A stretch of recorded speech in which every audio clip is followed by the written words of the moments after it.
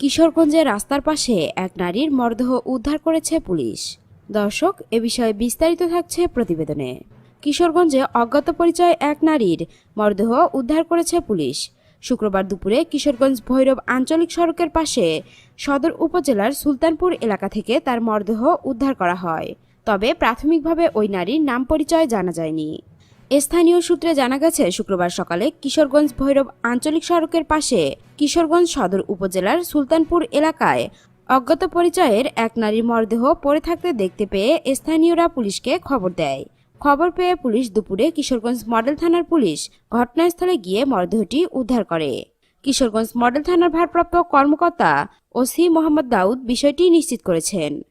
দর্শক, এখনকার মতো এখানেই শেষ। পরবর্তী আপডেট নিউজ পেতে আমাদের এই চ্যানেলটিকে সাবস্ক্রাইব করে রাখুন। আর যারা সাবস্ক্রাইব করেছেন তাদেরকে অসংখ্য ধন্যবাদ।